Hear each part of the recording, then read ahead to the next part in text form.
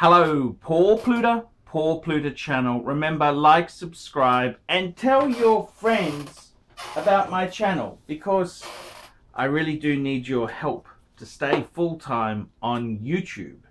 Remember, man cannot live on Google Ads alone. Remember, look in the description for 10 ways you can keep me full-time on YouTube. Okay, here we go. Archie, I've dispatched $60 US for a review and some recommendations on my collection. I'm trying to pare this down to a few pieces and maybe add one more wow or fuck off watch. I put together a composite picture with all of the watches and have attached it here. Keep in mind I have a modest wrist, 16.5 centimeters, so anything with a lug-to-lug span of over 50 centimeters is probably too big. The first piece is the Rolex GMT Master 2 Batman. The second piece is the Omega Speedmaster Man on the fucking Moon. The third piece is an IWC Pilot Mark 15. I know this one has an ETA movement, but I'm smitten by the design and size of this one. Number 4 is the Breitling Super Ocean Heritage 42mm. This is probably the most expendable piece here. Number 5 is the Rolex Submariner ceramic date. 6 is a NOMOS Orient 35mm, which is a nice minimalist watch, but I think I only need one pure dress watch. 7 is a Jaeger-LeCoultre Master Ultra Thin Moon.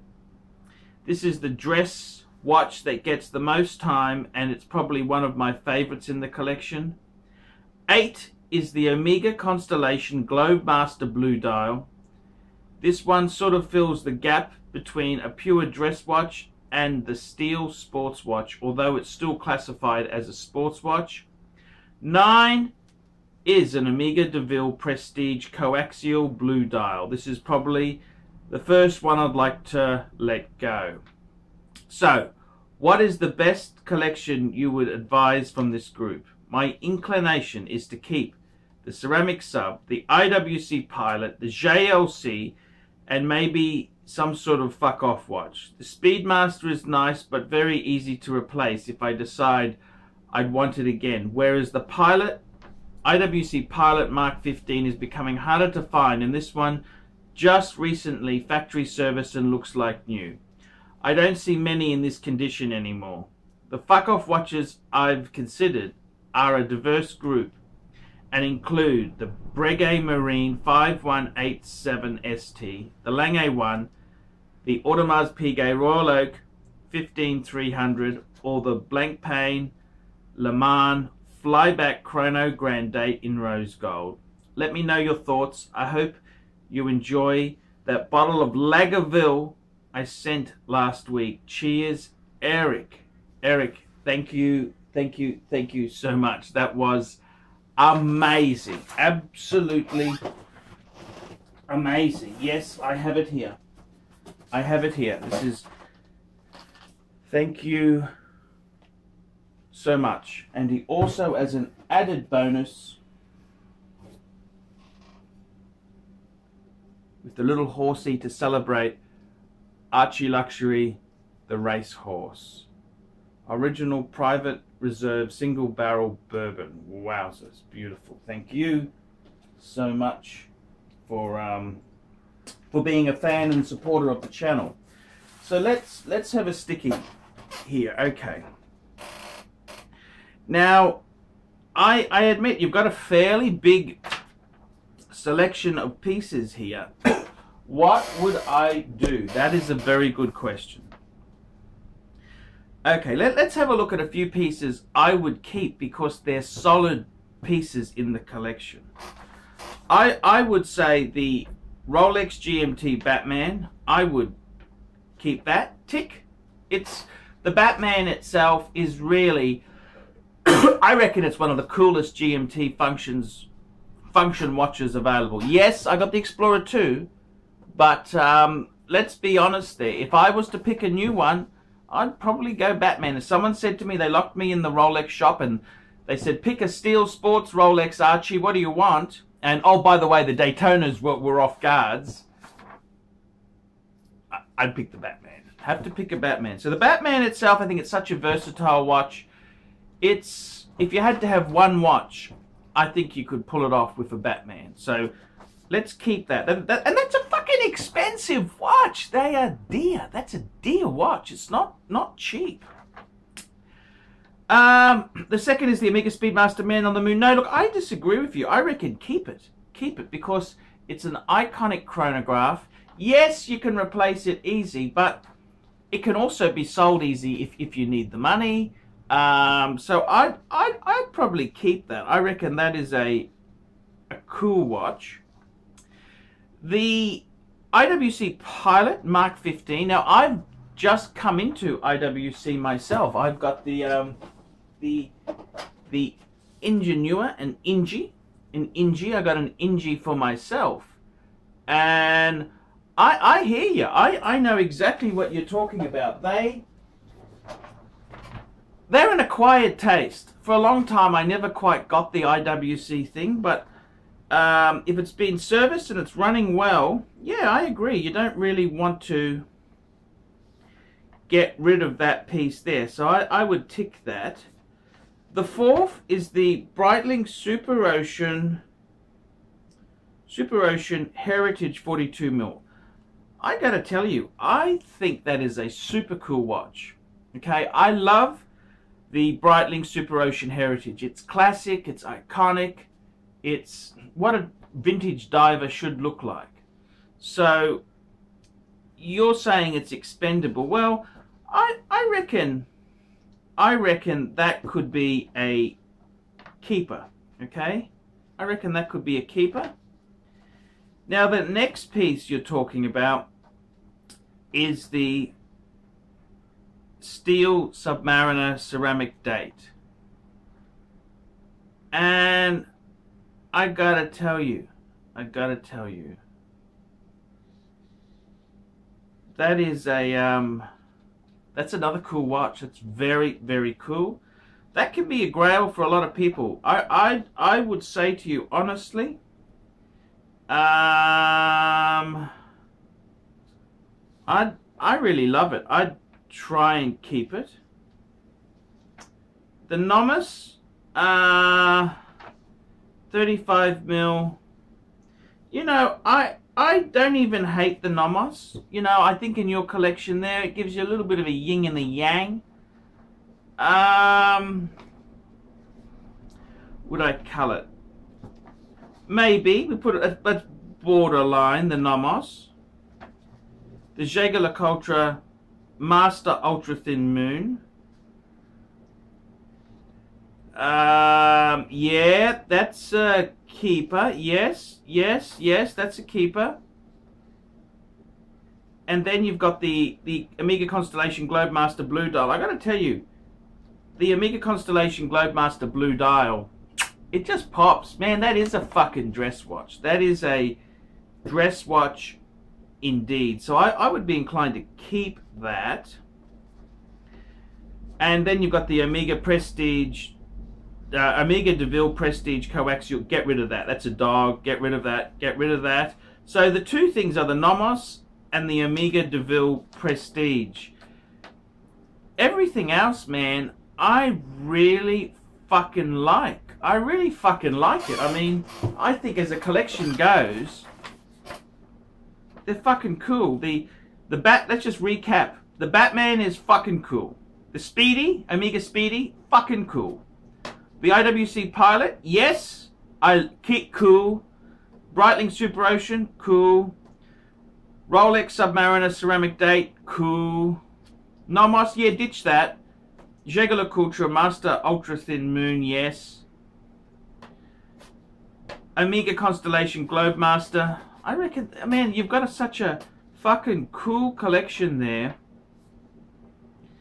Now, I think that is a fucking super duper collection. That's a amazing collection, Eric. I don't know whether you need terribly many more fuck off. I mean, fuck off is the Batman. That's a fuck off piece.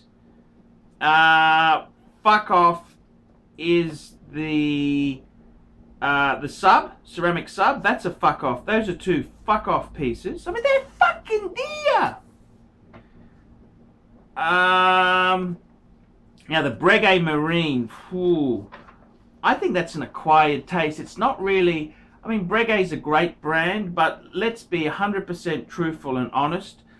Breguet's a re-erected shell. The company that is modern day Breguet doesn't really have much involved with old Breguet, you know.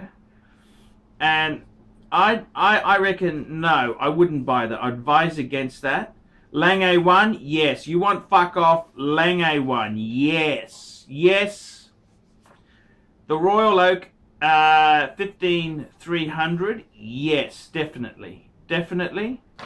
The blank pane, blank panes have always been, in my opinion, dangerous buying. Dangerous because they're a luxury brand, but they can be very soft. It's another resurrected fucking shell of a company. So, I would say, to be completely honest with you, Eric, completely honest with you,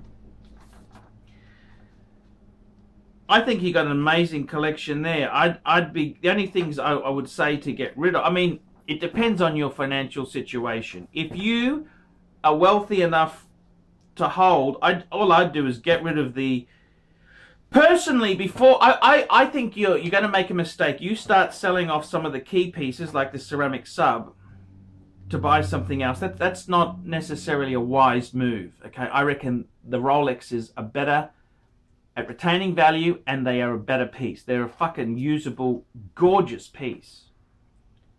Now, I would say to you that, in my opinion there, I would be, first thing is, I wouldn't buy anything if you've got to sell some good stuff off. The only two pieces I'd sell is that stupid NOMOS, too small, 35mm, and that fucking Omega DeVille Prestige Coaxial. Get rid of those two dogs. Woof, woof.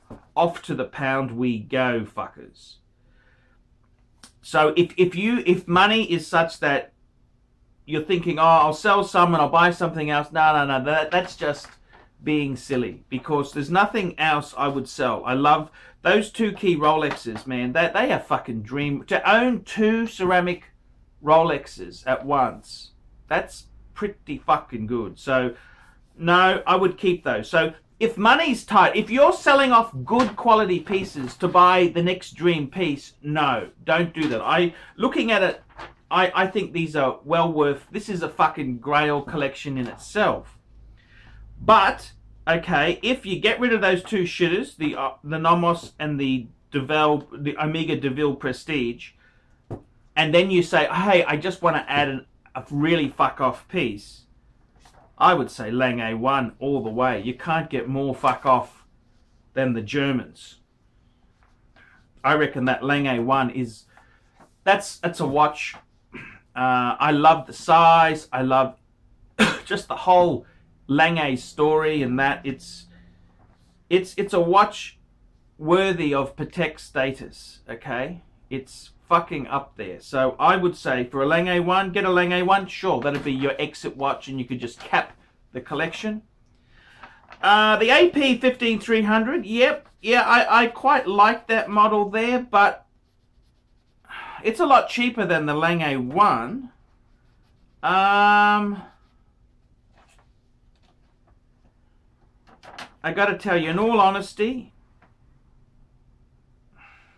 I almost think your ceramic 2 Rolexes are more fucking fuck off than that fucking silly AP. They're too delicate. They're too delicate. They're just fucking pain in the ass to own there. So, I really think, Eric, Lange 1 would be the ultimate exit watch. And that that gives you, what, 8 pieces? That's a beautiful collection, man. That is absolutely fucking beautiful. But I gotta say to you, man, that is that's you've got some really great pieces. I wouldn't be in a hurry, even if you got the Lange 1 down the track. You got such nice pieces here. That's a usable it's a beautiful collection. It's a lot of money, a lot of money. That is a lot of money there. I think it's beautiful collection. They're just so interesting things there. I mean, we've got our blue chip investments. We've got the 2 Rolex and the Mega. Then we've got second tier. We've got the IWC and the Breitling Super Ocean, and they're good because they're not necessarily you know, they're not necessarily the same level as a Rolex as far as resale value goes, but you've got them because you like them. You like the style and the design, and I agree. They're good. It's good to have some pieces which aren't always just about resale value.